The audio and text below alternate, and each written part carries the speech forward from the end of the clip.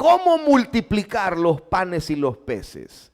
Yo he predicado en este pasaje algunas veces, pero la manera de cómo Dios me ministró, yo estaba orando y este pasaje no se me salía de la cabeza para esta oportunidad de la vigilia. Y Señor, le digo, pero yo ya prediqué varias veces, tengo sermones en este pasaje. Pero me dijo el Señor, abrí tu Biblia, léelo 2, 3, 4 veces y yo te voy a hablar en algo que quiero que compartas con la iglesia. ¿Cómo multiplicar los panes y los peces? Me di cuenta a través de escuchar a tanta gente que de repente uno de pastor está escuchando a las personas con sus problemas, con sus necesidades. Ese es el trabajo de uno, escuchar.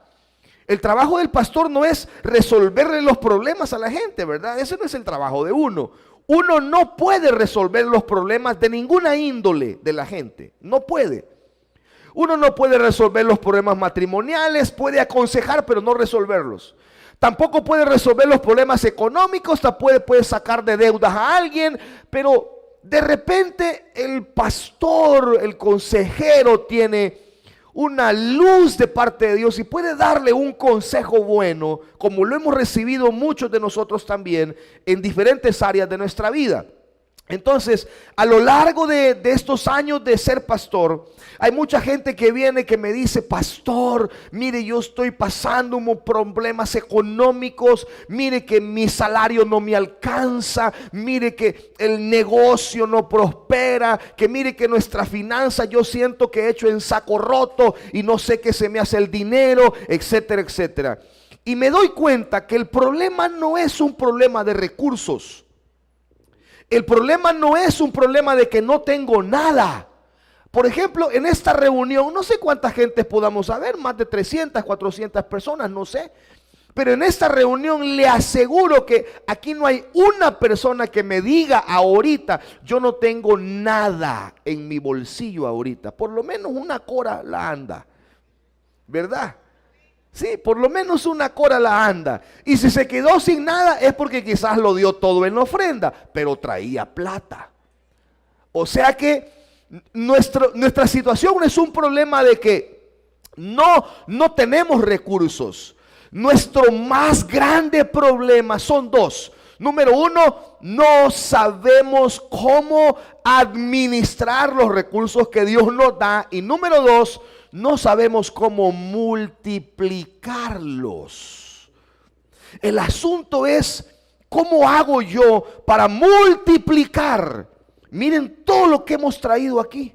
La fuerza, me siento como que estoy en la tiendona yo ahora. La fuerza de todos los hermanos, ministerios. Y eso es que no involucramos a toda la iglesia. Si le hubiéramos dicho a toda la congregación, solo le dijimos a ministerios, a ciertos ministerios, ¿verdad? Pero hermanos, si hubiera sido así, pues no nos alcanza este espacio para llenar todo, ¿verdad? Ustedes mismos se van a llevar esto al final del culto, ¿verdad? Ya mi esposa les va a explicar la dinámica, porque de eso se trata, pues, ¿verdad? O sea, lo que nosotros hacemos este día no es esa charlatanería que vemos a veces en las redes sociales, de un famoso, entre comillas, famoso predicador que viene y te dice: vaya, ahora pasen los de $500, ahora los de $200. Y a medida el billete va bajando, el entusiasmo va bajando también. Cuando empieza con los de 1000, los de 1000, ¡ay! Y cuando ya los de dólar, pasen los de dólar, pues, dice, vaya, ya no hay mucha emoción porque son dólares. Es $1 nada más. Pero no se trata de eso. Nunca hemos usado este acto profético para hacer algo con tal descaro como lo vemos a veces en las redes sociales. Esto es algo que Dios lo puso en nuestro corazón desde hace muchos años. Entonces, el pasaje que quiero que nos ocupe es Mateo capítulo 14. A ver si logro terminar todo lo que traigo en mis notas, pero si no, yo voy a subir estas notas a las redes de la iglesia para que ustedes puedan tenerla. Y no tengo hoy un código QR, discúlpenme, pero estuve ayer en vigil, en vela, hoy tempranito tuve que salir a predicar, no hemos casi descansado, no me ha quedado tiempo de hacer y demandarle ni siquiera a los chicos para que me ayuden en esto. Mateo 14:13. Cuando tenga un amén, cuando lo tenga me dice un amén, por favor. Muy bien, leo para ustedes y dice: oyéndolo Jesús se apartó de ahí a una barca, a un lugar desierto y apartado. Cuando la gente lo oyó, le siguió a pie desde las ciudades. Y saliendo Jesús vio una gran multitud y tuvo compasión de ellos y sanó a los que de ellos estaban enfermos. Cuando anochecía, se acercaron a él sus discípulos diciendo: el lugar es desierto y la hora ya pasada. Despide a la multitud para que se vayan por las aldeas y compren de comer. Jesús le dijo: no tienen necesidad de irse. Hay una versión que dice: no necesariamente tienen que irse, dadles vosotros de comer. Ellos dijeron: no tenemos aquí sino 5 panes y 2 peces. Y les dijo: traedlos acá. Entonces mandó a la gente acostarse sobre la hierba. Y tomando los 5 panes y los 2 peces, y levantándolos a los cielos, los bendijo. Y partió y dio los panes a los discípulos y los discípulos a la multitud. Y comieron, diga conmigo, todos. Y se saciaron y recogieron de lo que sobró de los pedazos 12 cestas llenas. Y los que comieron fueron como 5,000 hombres, sin contar a las mujeres y a los niños. Vamos a aprender aquí cómo multiplicar los panes y los peces. Porque sin duda todos aquí tenemos panes y peces que podemos multiplicar, que podemos administrar de manera correcta. Dios a unos les ha dado una carrera universitaria, a otros les ha dado un oficio, otros son diestros en sus manos para hacer cosas increíbles con sus manos, otros tienen un emprendimiento, tienen un negocio, tienen una empresa. Y yo les he dicho varias veces, aquí hay un hombre que yo admiro muchísimo, que ha sido un líder de la iglesia, ahora él es un ministro, es un pastor. Pero si algo yo admiro a este hombre, sacó su pickup del año, fue a la tienda, al dealer, y compró un carro del año nuevecito, un pickup doble cabina, hermoso. Y el día que lo compró, después de haberlo desarrollado y caminado, se fue a meter a un cantón a predicar la palabra de Dios. Una calle horrible, su carro nuevecito, llevándolo para predicar la palabra de Dios. Porque él ha entendido que todas las cosas que nosotros tenemos son de Dios. Él nos las ha provisto, son de Dios, deben de estar al servicio de Dios. Así que la Biblia dice que la gente comenzó a seguir a Jesús al desierto. El desierto es un lugar apartado.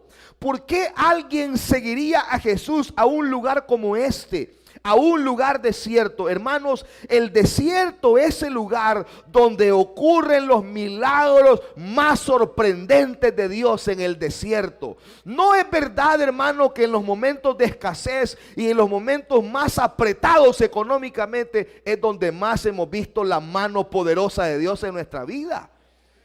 Y algunos no quieren seguir a Jesús al desierto. Le temen a la situación económica difícil. Le tienen pavor a decir: yo no quiero pasar escasez económica. Yo no quiero que me falte nada. Yo estoy afligido. Yo sé que es ser presionado por el diablo y ser atormentado por el diablo con el tema financiero.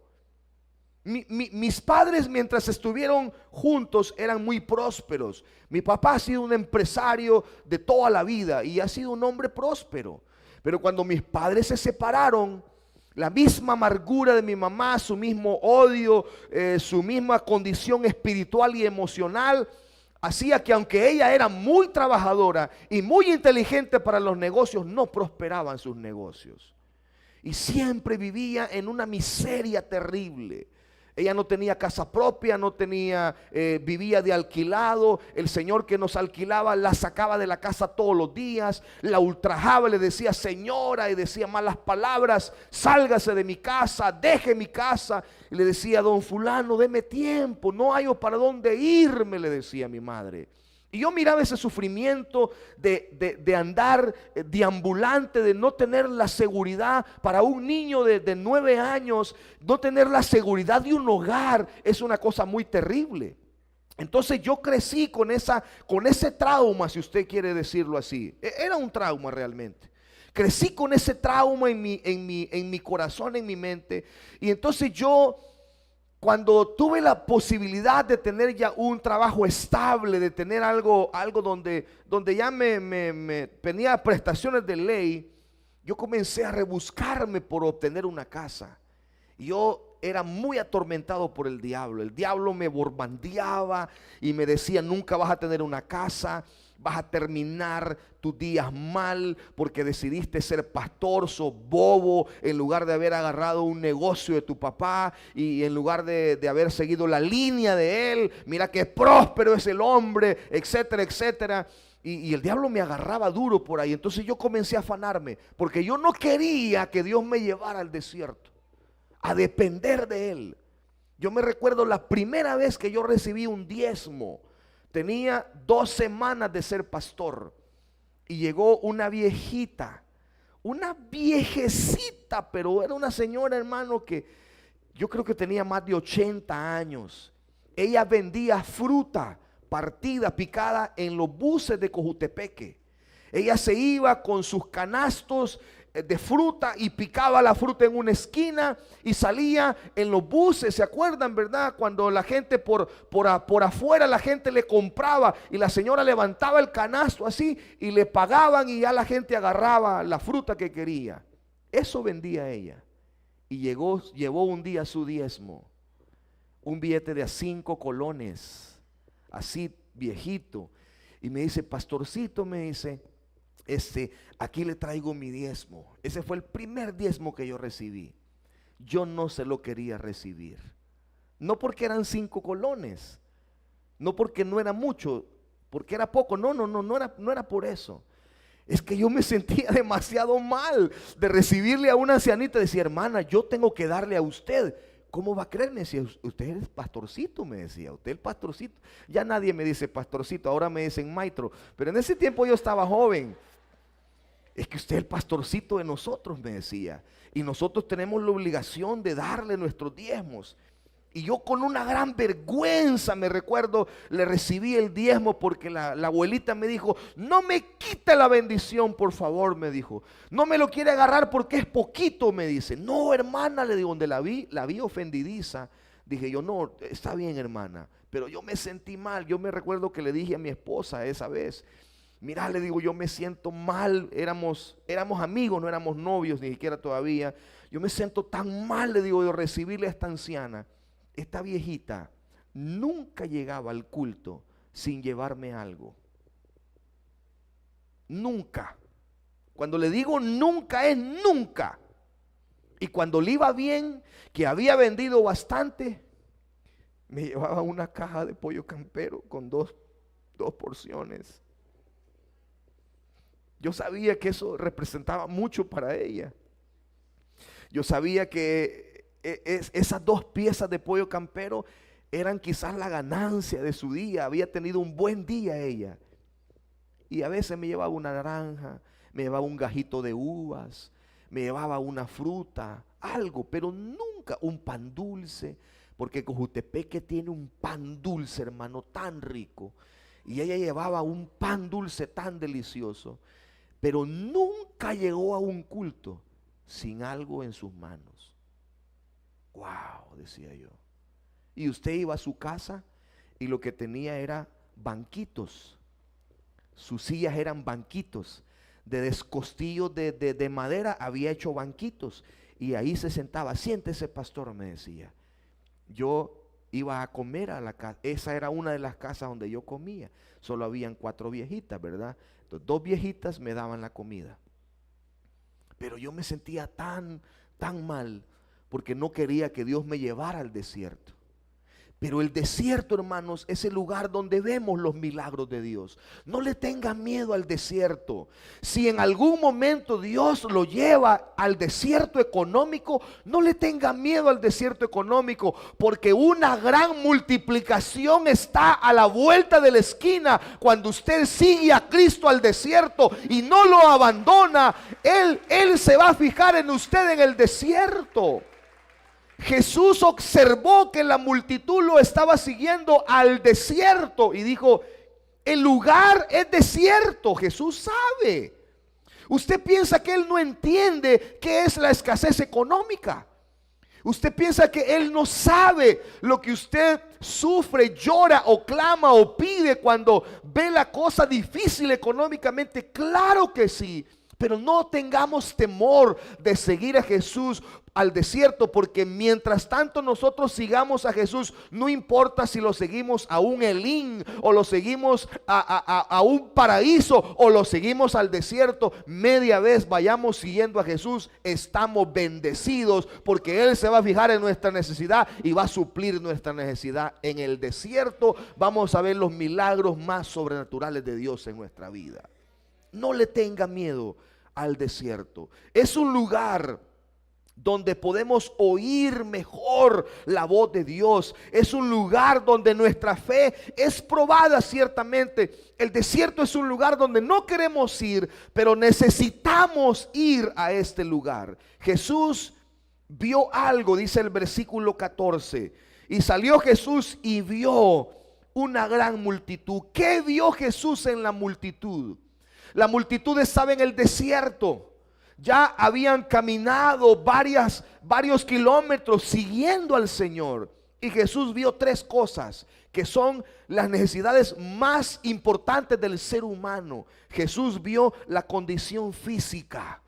Muchos de ellos estaban enfermos y los sanó, dice la Biblia. ¿Cuántos hemos recibido sanidad de manera milagrosa de parte de Dios? Amén. Él vio la condición física. Dijo: algunos están enfermos y aquí no pueden ir al médico, están en el desierto, no pueden ir al médico, y entonces el Señor los sanó. Pero también Jesús vio la condición moral en la que ellos estaban, y lo que Jesús hizo fue les enseñó. Él les enseñó cómo salir de la condición inmoral en la que estaban. Muchos de ellos estaban en pecado, estaban viviendo inmoralidad. El desierto es un buen lugar para que Dios pueda ver y nos haga ver a nosotros nuestra condición moral. Mucha de la mala racha económica, lo vamos a ver más adelante, pero mucha de la mala racha económica que algunas personas viven es por su desorden moral. Su desorden moral a veces es la fuente de la escasez económica. Y Jesús vio una tercera cosa, vio la condición espiritual de ellos y se compadeció y les ayudó. Jesús vio estas tres cosas: vio la condición física y los sanó, vio la condición moral y les enseñó la palabra, y vio la condición espiritual y se compadeció de ellos y les ayudó, mostrándoles el camino de la salvación. La Biblia dice en el versículo 15 que anochecía. O sea, se acababa la esperanza de las personas. Los discípulos sugirieron a Jesús lo más fácil que hay cuando las esperanzas se acaban, cuando ya no hay más nada que hacer. Lo más fácil es: despide la multitud, no podemos hacer nada, que se vayan. Entonces aquí no hay nada que hacer, y entonces deja ir a la multitud. Su necesidad no era realmente económica, su necesidad era una necesidad espiritual. Pero anochecía. Esa palabrita quizás para muchos ahora está anocheciendo. Hay algunos que dicen: es que yo ya no, yo estoy colapsado, pastor. Estoy colapsado. Para mí es la oscuridad plena mis finanzas. Anochecía, dice la Biblia. O sea, las esperanzas de las personas se estaban terminando. Ellos casi estaban conscientes de que ese día iban a dormir sin comer. Ellos casi estaban conscientes que ese día iban a dormir en un lugar porque ya no iban a tener fuerzas para caminar a las aldeas, porque sin comida, ¿cómo caminaban a las aldeas? Y probablemente sentían que iban a dormir en el desierto y quizás hasta morir en el desierto, porque anochecía, las esperanzas se acababan. Jesús es experto en llegar en los momentos oportunos y precisos de la vida. En la primera reunión de diáconos que tuvimos, el hermano Eric contó una anécdota que él vivió cuando estaba encargado de la área financiera de la iglesia. No sé por qué lo pusimos a él, si él es un abogado, un notario, no sé por qué, esas cosas que Dios hace, ¿verdad? Y un día el hermano estaba bien preocupado porque teníamos una cuenta que pagar bastante fuerte, una cuenta. Y entonces llegó y dice: pastor, mire, yo estoy preocupado porque no tenemos nada. Él recibió las finanzas como con $3, algo así, o 75 centavos, yo no sé, algo así recibió. $2.50, eso fue lo que recibió. Con eso le entregaron la finanza. Esto es lo que hay, hermano. Y ahí había que pagar un montón de cosas. $2.50, imagínense, el 1 de enero, $2.50. Así eran las finanzas en esta iglesia hace algunos años. Y entonces, y como yo ya estaba curtido, pues, ¿verdad?, de afligirme. Yo ya estoy curtido de afligirme. Yo ya yo ya no me aflijo por asuntos financieros. De verdad, no me aflijo. Y entonces, hermano, le digo: cálmese, no se preocupe. Si este volado es de Dios, y no se preocupe. Y si, ¿qué le digo el pastor? Le dice hermana Tiana, que no me preocupe. Ya ve, le digo, si es que el pastor eso le iba a decir, que no se preocupe. Y ese día, una persona que no se congrega aquí trajo un diezmo tan grande que sirvió para pagar todo lo que necesitábamos pagar en ese día. Así es Dios. Cuando anochece, cuando ya está anocheciendo, llega oportunamente a nuestra vida. Llega oportunamente a nuestra vida. Si para usted en las finanzas, para usted siente que está anocheciendo, entonces prepárese, porque es el momento donde Dios aparece con sus milagros sobrenaturales en nuestra vida. Cuando anochece, Jesús dijo: no necesariamente tienen que irse. Le dice en el versículo 16, porque los discípulos están sugiriendo: Señor, diles que se vayan a las aldeas. Y el Señor dice: no necesariamente se tienen que ir. Jesús te dice, para bendecirte, no te tienes que ir de mi lado. Toque a su vecino y dígale: si quieres la bendición, no se vaya del lado del Señor. Jesús fue sabio en decir esto. Si ellos se van, no van a ver el milagro de la multiplicación de los panes y los peces. Si se van y abandonan el camino que han traído conmigo, si dejan de seguirme, entonces no van a ver la multiplicación. Hay algunos que se frustran. La iglesia donde está el pastor Kevin es una iglesia que ha tenido 3 o 4 pastores y todos se han corrido. Todos se han corrido de ahí, porque es duro. Los hermanos que ya fueron a hacer evangelismo ahí se dan cuenta que la gente es linda, es amable, pero cuando ya le haces el llamado a recibir a Cristo, a tener un compromiso con el Señor, se te corren. Es un lugar duro. Y todos los pastores han tenido ayuda económica, todos los que han pasado por ahí han tenido ayuda económica. Quizás el que menos ha tenido ha sido Kevin, de verdad. La iglesia le manda una ofrenda. Pero los otros pastores que han estado tuvieron mayor bendición y se corrieron. Por eso yo tengo una gran expectativa en Kevin, que va a ser un buen pastor. Va a ser un buen hombre de Dios. Porque ya le hizo frente. Hermanos. Ya sufrió lo más. Y Dios lo va a prosperar y lo va a bendecir a este muchacho ahí. No se aparte del Señor. No se aparte. Cuando yo recibí la primera iglesia para fundar, había un diácono en esa iglesia, un líder, porque no había Era un hermano que tenía un poco de experiencia en el evangelio. Y entonces un día me dice: pastor, quiero que nos vayamos a bañar a un pozo, me dijo, a un pocito, una pocita. Esa iglesia que yo fundé estaba en las faldas del volcán, del Cerro de las Pavas. Para los que saben, Cojutepeque es helado, muy helado. Hermano, era un agua tan helada. Y cuando vamos en el camino, hermano, ¿y para dónde me lleva? Pues le digo: oscuro, hermano, 4 de la mañana. A bañarnos, pastor, me dice, y después vamos a ir a la casa a desayunar.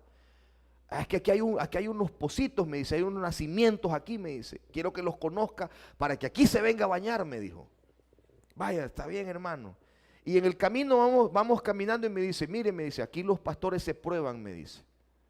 Aquí los pastores no duran, me dijo. De verdad. Sí, ya nos mandaron varios, me dijo, y no duran, me dijo. Y la primer prueba que pasan, me dijo, es esta a la que vamos, me dijo. Hermano, el agua estaba de verdad. Yo miraba que hasta escarchada estaba el agua, de tan helada. Entonces yo la craneé, hermano, dije yo. No, dije yo, si yo no me tiro la guacalada de un solo, dijo yo, ya no me baño. Y este maestro me va a hacer bullying toda la vida, este señor, dije yo. Y no voy a ser un buen pastor para él. Así que por lo menos, mire, el bicho no podía predicar, pero tuvo valor de bañarse con el agua helada. Por lo menos eso que diga, dije yo. Agarré el guacal, hermano, y de una, ¡fua!, el guacalazo. Y los oídos me pillaron y me quedó un dolor de cabeza toda la mañana.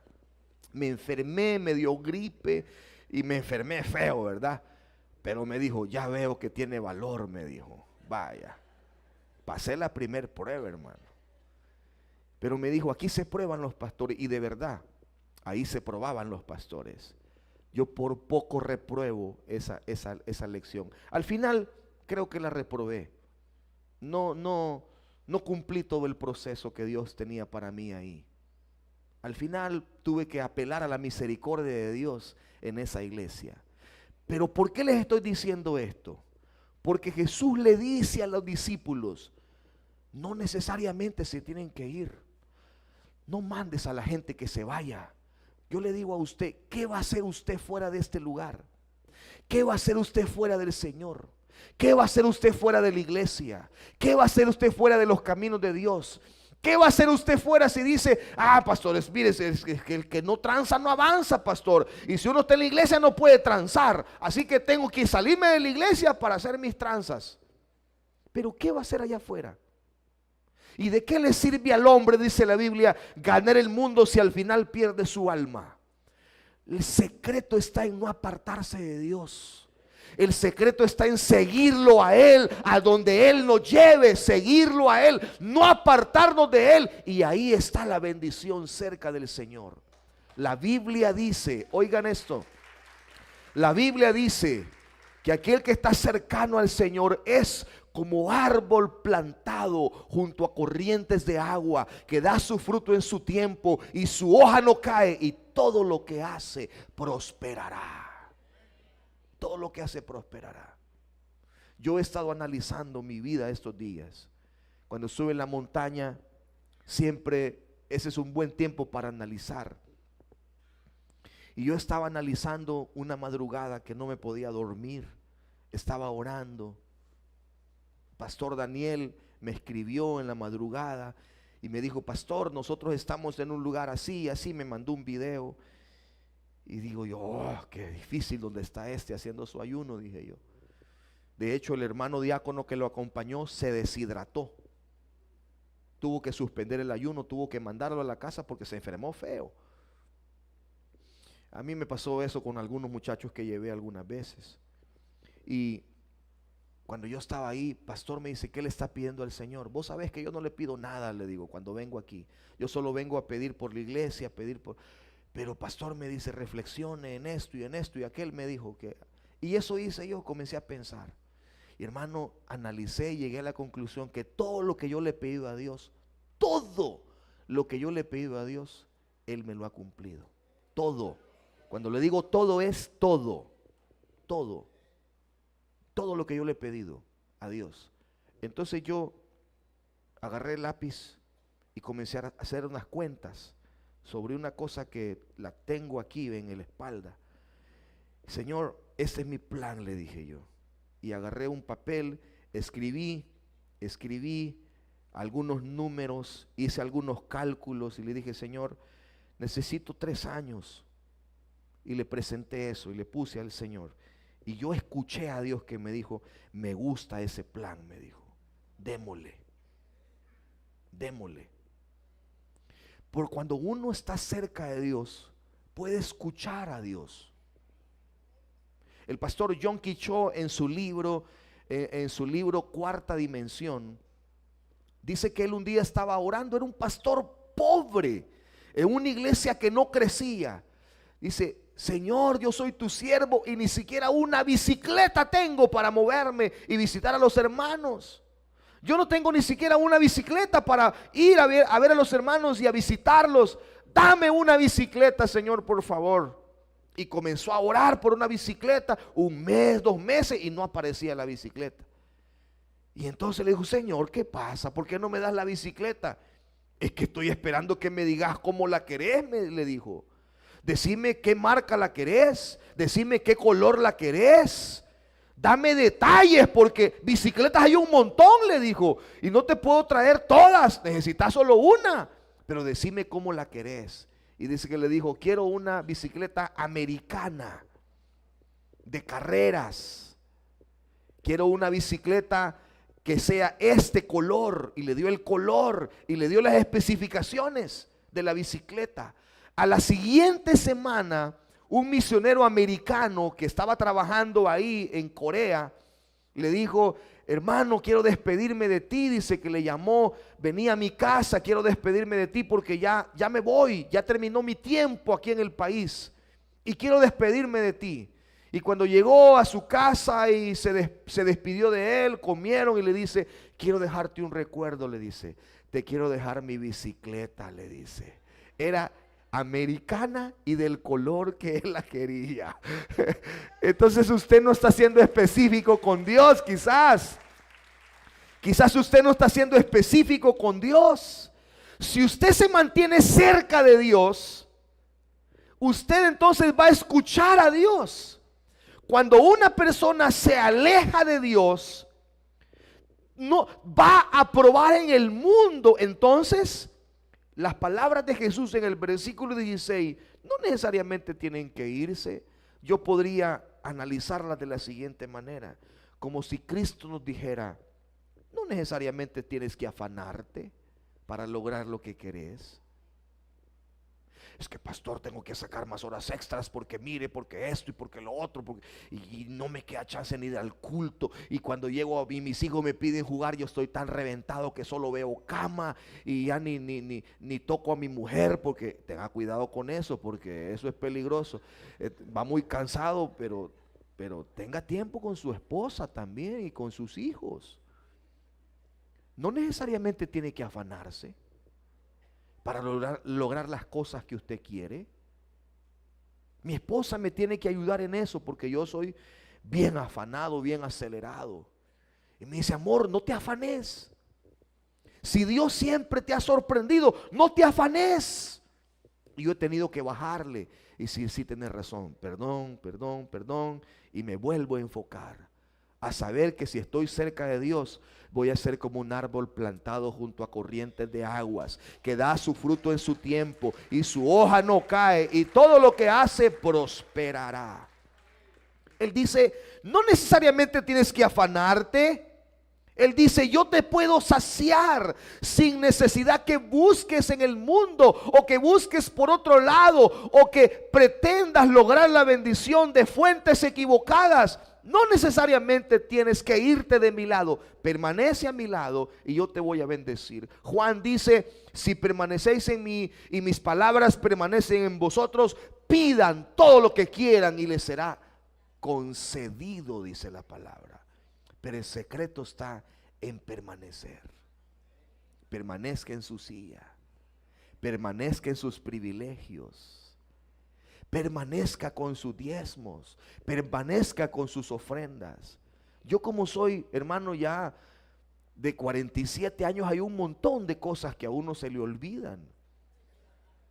Y entonces a mí se me olvidaba muy recurrentemente la ofrenda misionera. Yo doy una cantidad de mi salario de la ofrenda, para la ofrenda de misiones. Y aparte apoyo a otro misionero y también apoyo a mi hijo que es misionero también. Entonces yo le digo al hermano Elmer, hermano, le digo, yo ya llevo 2 días, 2 meses que no doy para misión, usted no me dice nada. Pues sí, pastor, me dice. No, entonces hagamos una cosa, no nos compliquemos, descuéntemelo de un solo del salario. De la primera quincena, ahí descuéntemelo. Y usted, yo ya no le voy a decir nada, porque yo ya sé que usted me está descontando lo de la ofrenda misionera. Y así hice mejor. No desista. No se mueva de sus privilegios. No se mueva de lo que está haciendo. Permanezca, porque ese es el secreto de la bendición, permanecer. Hay un dicho popular de la calle que dice que el que persevera alcanza. Luego el versículo 18 dice que le trajeron a Cristo lo poco que tenían, solo unos panes, solo unos pececitos, pero ellos lo pusieron en las manos de Dios. Ojo, este consejo puede ser trillado, este consejo usted ya lo sabe, este consejo lo ha oído un montón de veces, pero se lo quiero repetir: ponga las cosas en las manos de Dios. Tiene un plan, póngaselo a Dios. Eso fue lo que yo hice hace varios años que pagué mi casa.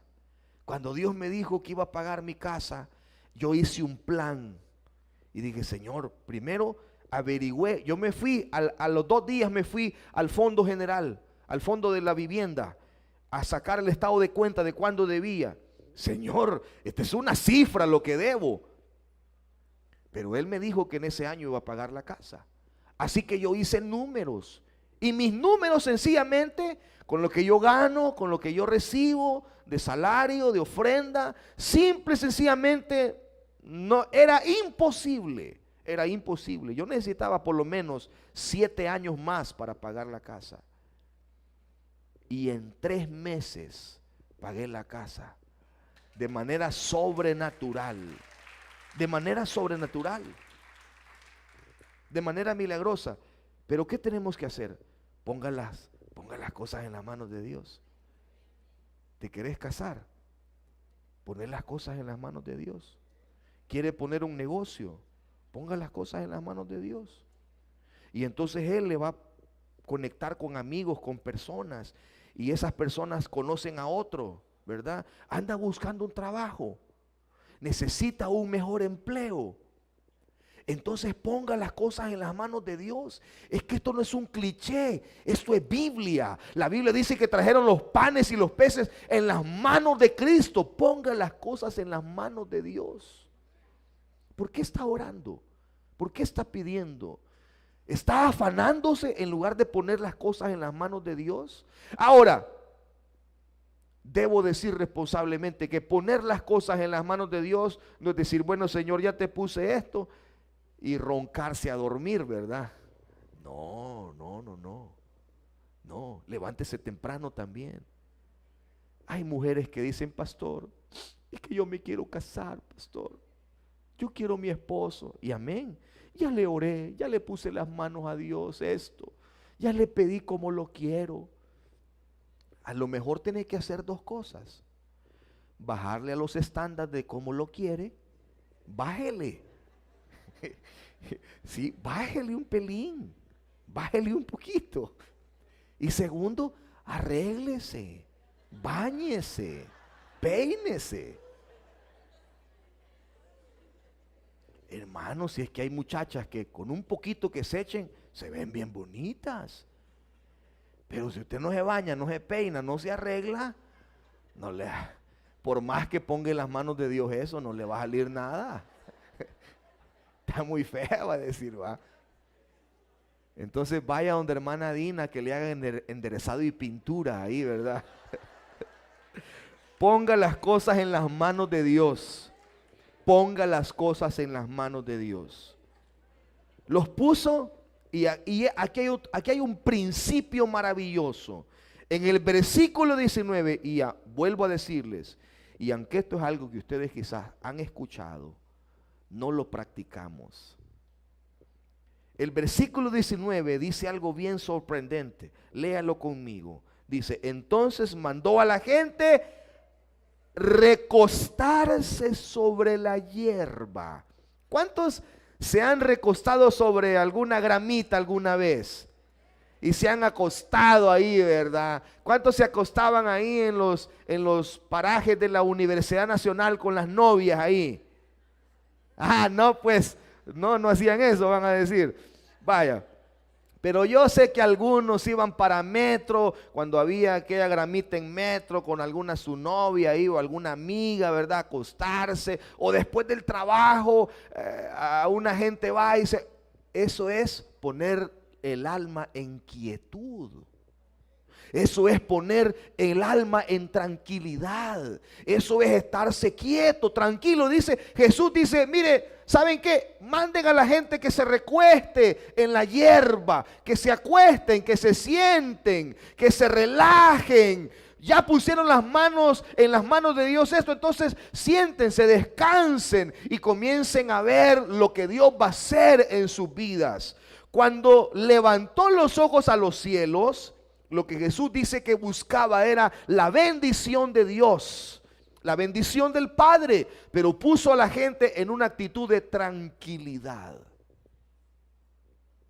La actitud de tranquilidad es algo muy valioso.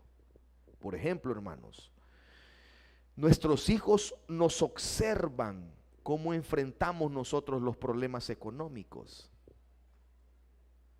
Ellos nos ven si nos agarramos de los pelos y decimos, hoy sí me llevó las puercas porque no sé cómo voy a hacer. Y comenzamos a maldecir y a decir un montón, que desgracia mi vida, que desgracia que a mí nunca me alcanza el dinero, esta vida es una porquería, esta vida es aquí. Y los hijos están viendo que nuestra alma no está en quietud.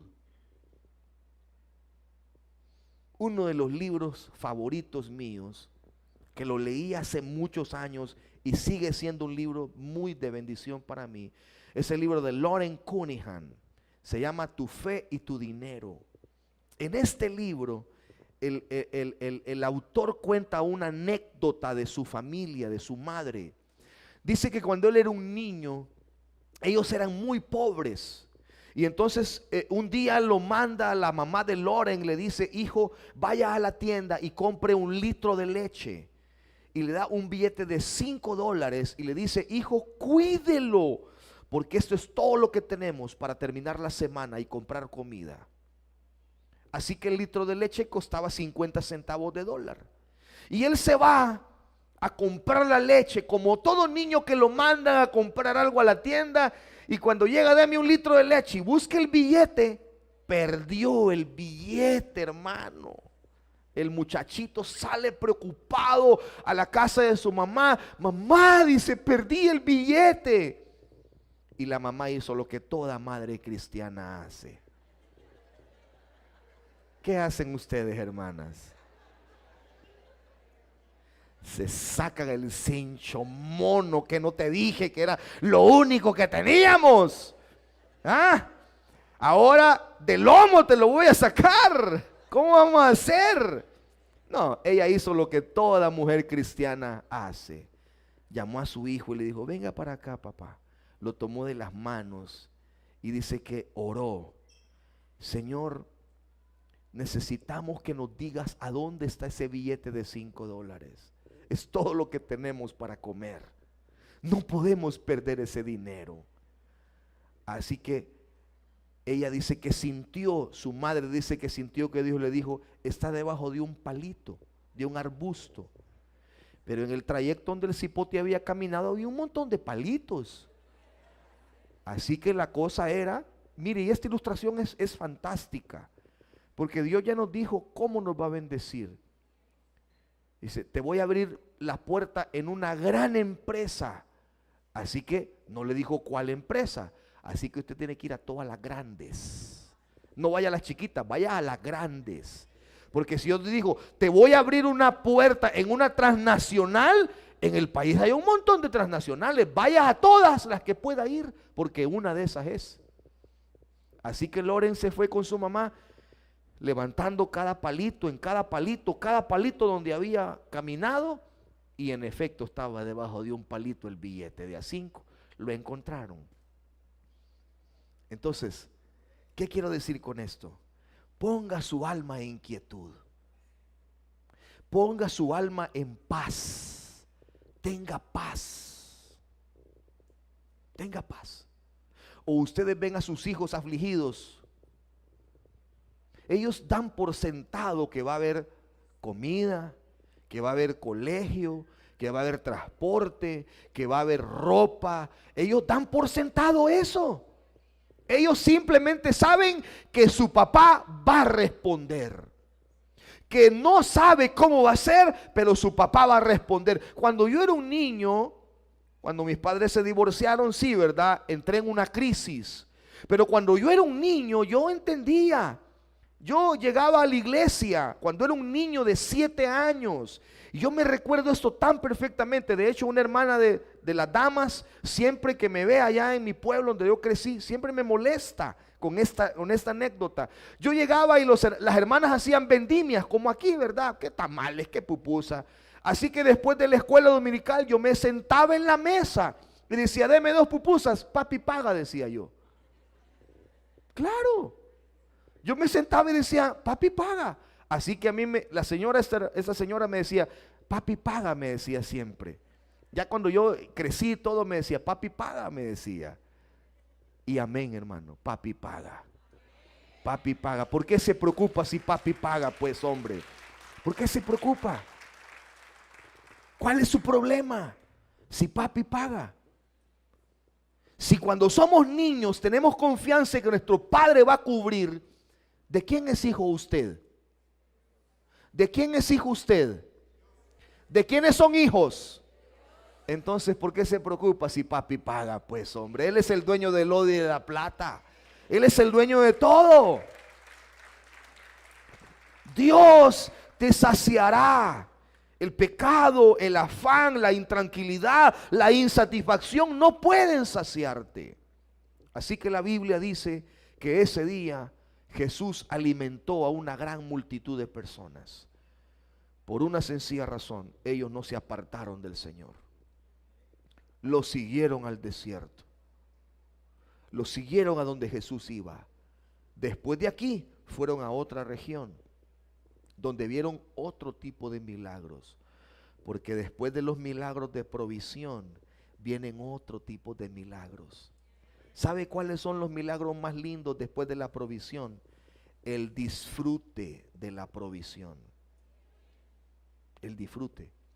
Nosotros estábamos añorando tanto que este Chele viniera, ¿verdad? Y tenemos para sacarlo a comer, podemos llevarlo, quiere comer mariscada, quiere comer mango tierno, quiere comer, ¿qué más quieres comer vos? Un montón de cosas que quiere comer que allá no las come, ¿verdad? No las come.